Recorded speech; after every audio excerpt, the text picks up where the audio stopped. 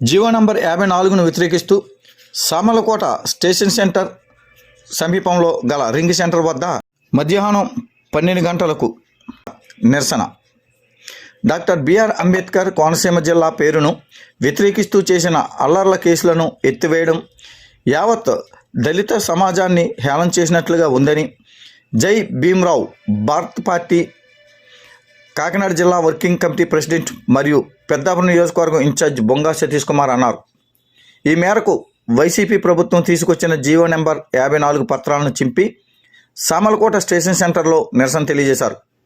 ఈ యొక్క కార్యక్రమానికి ముందు డాక్టర్ బిఆర్ అంబేద్కర్ చిత్రపటానికి పూలమాలలు వేసి నివాళులర్పించారు. ఈ సందర్భంగా సతీష్ మాట్లాడుతూ ప్రపంచ మేధావిగా డాక్టర్ బిఆర్ అంబేద్కర్ దళితుల దైవంగా కొలుస్తూ ఉంటే ఈ రాష్ట్రంలో ఆయన్ని ఆరాధించే వ్యక్తుల్ని ప్రభుత్వం కించపరుస్తుందని మండిపడ్డారు.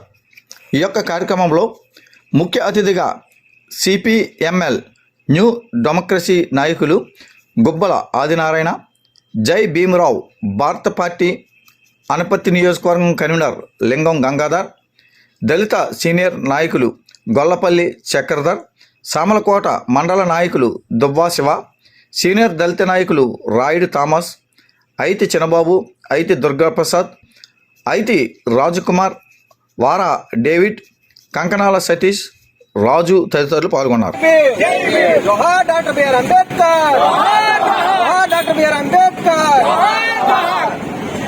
మీడియా మిత్రులు నమస్కారం. నా పేరు బొంగా సతీష్ కుమార్. నేను జై భీమ్రావ్ భారత్ పార్టీ కాకినాడ జిల్లా వర్కింగ్ ప్రెసిడెంట్ని, అలాగే పెద్దాపురం నియోజకవర్గ ఇన్ఛార్జి కూడా. అయితే వైసీపీ ప్రభుత్వం మరి పదవి చేపట్టిన దగ్గర నుంచి కూడా అనేకమైనటువంటి దళిత జాతిపై అణగదొక్కే ప్రయత్నం చేస్తూ ఉంది. ఎంతోమంది అభాగ్యులు చేసింది ఈ ప్రభుత్వం. మరి ప్రపంచం గర్వించదగ్గ గొప్ప మహనీయుడు అంబేద్కర్ గారి పేరుని కోనసీమ జిల్లాకి పెట్టడాన్ని గతంలో చాలామంది వ్యతిరేకించి అల్లర్లు చేయడం జరిగింది. ఆ అల్లర్లో పాల్గొన్న వ్యక్తుల్ని మరి అక్కడ ఉన్నటువంటి అల్లర్లు చేసి మంత్రుల ఇళ్లను కూడా తగలబెట్టడం జరిగింది. దాన్ని ఆ తగలబెట్టిన వ్యతిరేకించిన అంబేద్కర్ గారు పేరును వ్యతిరేకించిన వ్యక్తుల యొక్క కేసుల్ని ఎత్తివేస్తూ జీవో నెంబర్ 54ని ఈ ప్రభుత్వం దుర్మార్గంగా తీసుకురావడం జరిగింది. మరి ఈ యొక్క జీవో తలుచుకుంటే నిజంగా యావత్ దళిత జాతిని కించపరచడమే.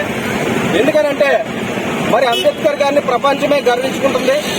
ఆయన గొప్ప విశ్వజ్ఞాని అని చెప్పేసి తెలుసుకుంటున్నారు. మరి అలాంటి గొప్ప మహనీయుడి పేరుని కోనసీమ జిల్లాకి పెట్టడాన్ని వ్యతిరేకించిన వ్యక్తులను కేసు తీయడం చాలా దుర్మార్గం. మరి ఎలక్షన్ దగ్గర చేసి కూడా ఇలాంటి దుర్మార్గాలకి పాల్పడుతున్నటువంటి వైసీపీ ప్రభుత్వం మరి 2024 కలుపుకుంది. రానున్న ఎలక్షన్లో గట్టిగా మరి ఈ యొక్క ప్రభుత్వాన్ని దళిత సమాజం కూడా వ్యతిరేకిస్తుందని చెప్పేసి ఈ మీడియా ద్వారా తెలియజేసుకున్నాను. మరి తలుచుకుంటే గతంలో ఎమ్మెల్సీ అనంతబాబు విషయంలో అయితేనే ఒక డ్రైవర్ని హత్య చేసి డోర్ డెలివరీ చేసినటువంటి వ్యక్తిని మరి అందరూ చూసే విధంగా, అంటే కించపరిచే విధంగా, ఏలన చేసే విధంగా, దళిత సమాజాన్ని ఏలన చేసే విధంగా ఈ ప్రభుత్వం వైఖరి ఉంది. మరి అతన్నే వెనకాల పెట్టుకుని బుద్ధని తీసుకుని మీటింగ్లు తీసుకొచ్చే పరిస్థితి ఎంత ధైర్యంగా ఈ యొక్క వైసీపీ ప్రభుత్వం తీసుకొస్తుందంటే దళిత సమాజం వ్యతిరేకించదు, వీళ్ళు డబ్బులు ఇస్తే ఓట్లేస్తారు, వీళ్ళకి మనోభావాలు ఉండవు అనే రీతిలో ఏలన చేసి అవగాహన మొత్తం దళిత జాతిని కించపరుస్తూ ఉంది. ఈ జీవోని వెంటనే రద్దు చేయకపోతే జై భారత్ పార్టీ గట్టిగా దీన్ని 2024 ఎలక్షన్లో రానున్న ఎలక్షన్లో గట్టి బుద్ధి చెప్తాదని యావత్ దళిత సమాజం కూడా ఓట్లతో మీకు బుద్ధి చెప్తామని, మీ ప్రభుత్వానికి బుద్ధి చెప్తామని చెప్పేసి ఈ మీడియా ద్వారా తెలియజేసుకున్నాను. మరి ఈ జీవోని వెంటనే రద్దు చేయాలి. ఈ జీవోని మేమే ఈ మీడియా ముఖంగా చింపివేయడం జరుగుతుంది. మా సారు జై భారత్ పార్టీ అధ్యక్షులు గడా శ్రావణ్ కుమార్ గారు మరి ఈ జీవోని సవాల్ చేస్తూ కోర్టులో ఫైట్ చేయడం కూడా జరుగుతూ ఉంది. ఖచ్చితంగా మీకు రానున్న ఎలక్షన్లో ఇలాంటి హేళన పనులు చేస్తూ ఉంటే గతంలో ఎన్నో ప్రభుత్వాలు పోయినాయి. రానున్న ప్రభుత్వం కూడా ఈ ప్రభుత్వంలోకి రావాలంటే ఇలాంటి వ్యాసాలని, ఇలాంటి పనికిమాలిన వ్యాసాలని మానేసి ముందు దళిత సమాజాన్ని దగ్గర చేసుకుని వాళ్ళకి రావాల్సిన నిధులు కేటాయించి ఇలాంటి ఏలన పనులు పక్కన పెట్టి సమాజాన్ని ముందుకు తీసుకెళ్లవలసిందిగా కోరుకుంటూ సెలవు తీసుకున్నాను. జై భీమ్, జై భీమ్ భారత్ మాత.